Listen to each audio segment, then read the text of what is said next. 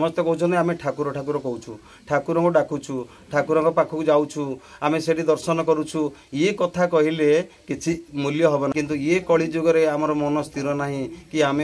उत्साहित नुहति खाली देखाणिया सब आम कर सी एत कले मुझे करी आमर यही सब मनोभाव।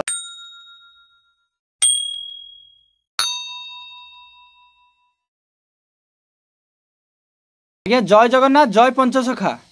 जय नारायण स्वामी जय। आज्ञा आज जो कली जुगर जो सांप्रदायिक स्थिति घटी कहते कली जुगर परमय एति वर्ष कली जुग ये दिन शेष हो आ विषय आपन कौन मत पोषण करेंगे?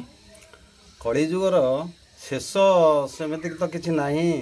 तेणु से प्रभुंर ये सब आम मिछुटारे आम सब माया मान कथबार्ता करुँच तेणु सरीज आसीगला यही सरीज ये सब लोक भयभीत देखापी ये हूँ कार्य तेणु आम जहाँ ही करवा से ही भोग आम करवा तेणु भल करथिले भल हम किसी मंद करथिले मंद भी हम तेणु आम किसी अनुभव जोटा कि आम सब लोक उत्साहित करी प्रेरणा दौरान एमती होमती हो भयभीत देखे किसी आमको डाकिबे किसी आमको पचारे किसी बुझे कि पाखक गले ये किसी आमको साहाय्य करेंगे यही आशा देखे एमाने सब जो आशा करी जो लक्ष्य रखुंट तेणु से असुविधार कथा तेणु भयभीत हेले जड़े व्याकुल हो जनक साहाय्य ने तेणु से जा साहाय्य पाइबापी जा पाखे पहुँचे भयभीत नहेले किए कहीं क्या डाक किए क्या पचार कि क्या पचारे ना तेणु ये हूँ कलिजुग शेष सेमती किसी ना तेणु आम जहाँ कर्म ही करवा से कर्म अनुसार आम फल पाइबा तेणु से प्रभुंर इच्छा जो दिन पूरण हो सी जहाँ ही ताही करेंगे कि मनुष्य हाथ में किसी ना मनुष्य द्वारा कि समाधान हो पार ना तेणु खाली ये गोटे माया कथा सब चली वृथा कथा सब आलोचना हो। आज्ञा जो सांप्रदायिक स्थिति देखो युद्ध हो घर घर मध्य कली झगड़ा हो ता विषय कौन कहे आप? कली झगड़ा हबार कारण हूँ जे आम सब स्वार्थपर चाहते स्वार्थपर आम चाहते कौन जी मु भल रही मु भल खाइबी आउ कई भल न रंतु यही सब मनोभाव आमर समस्त रोचे घर भाई भाई भितर भाई की मध्य भाई भल देखुना बाप माँ केते कष्ट करी मनीष कर से भी देखापी प्रस्तुत नुहति से चाहते एमाने जदि कुआड़े पलैजे आम आम भल रही तेणु मनर भाव मनर ईर्षा जा मु भल रही सब चाहते मु भल रही यही भल रहा दृष्टि यही आशा नहीं समस्त असंतुष्टता होती तेणु कौन कहारी सुविधा हो पारना तेणु समस्त अशांति सदा सर्वदा बढ़ी बढ़ी चली समय जो पूजा विधि थिला एबेका समय पूजा विधि भितर फरक कौन आगे सब आमर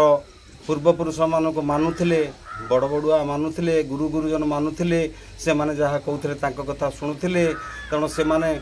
जो माने नीच रहिले उच्च रहिले गुरुजन कथा समस्त देवता भली मान्य करुले किंतु वर्तमान होचंती कौन गुरुजन मान कथा को कई मानु ना तेणु से कहते गुरुजन होचंती बुढ़ा हो गले ज्ञान ना आम आधुनिकर सब पिला आम बहुत किसी जाचु बहुत शिक्षा पाइचु एवं बुढ़ा बुढ़ी किसी जान नथिले यही दृष्टि लक्ष्य रोचे जे गुरु गुरुजन न मानू सी सब वृथा हो जाउछंती तेणु आम जिते ठाकुरंकर मंदिर को जाउछंती ठाकुर मंदिर चाहते आम समस्ते बड़ आम जहाँ चाहबू ताहा करूँ ठाकुर बोली एमती किसी सृष्टि ना तेणु जो हरिनाम हरिनाम जो से समय मन भितर ठाकुर डाकिबार किसी ना किंतु लोक चाहते जे आम आज किसी एठी पैसा नबू किसी मद खाइबू जे आनंद हबू यही दृष्टि जाए हरिनाम नौ तेणु मन भितर हरिनाम किसी ना तेणु आमर अभिराम परमहंस ठाकुर लिखिं जे मन भितर ना जे कि भाव भितर ना तेणु से किसी कहले किसी मूल्य ना कि हरिहरि नाम हेले किसी मूल्य ना प्रभु अभिराम परमहंस ठाकुर लिखिं केते हरे राम कृष्ण बसी तु भजुरे मन केते हरे राम कृष्ण कही कही थुंड थका कही कही तुंड थका भजिबा तो अकारण केते हरे राम कृष्ण हरि हरि करी ज्ञान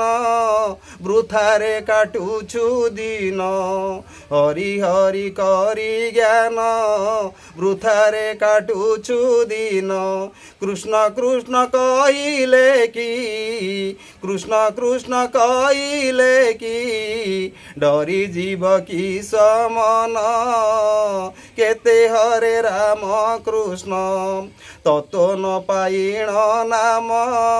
बजिबा तो कारण अवधूत कर्म करी चैतन्य लगा ध्यान केते हरे राम कृष्ण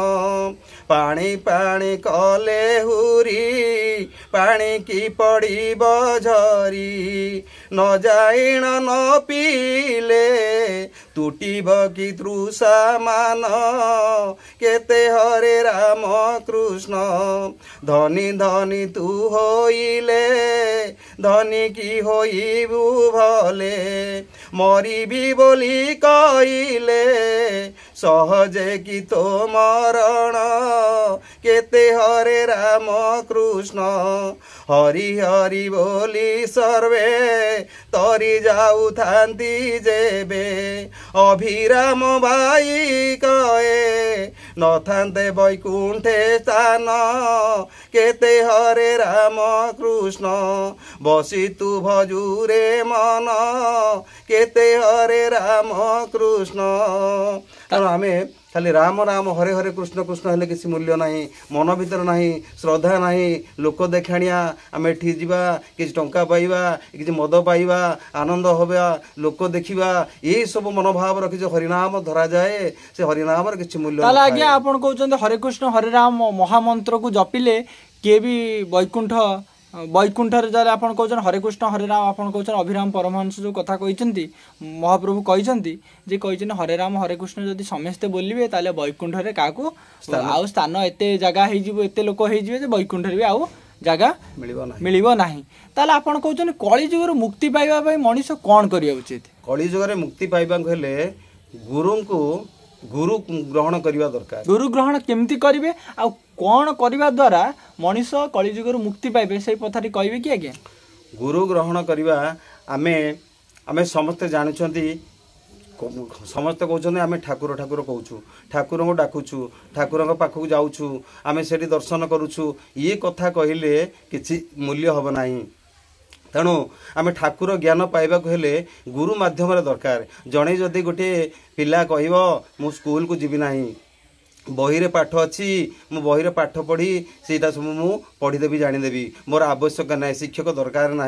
तेणु से शिक्षक से बही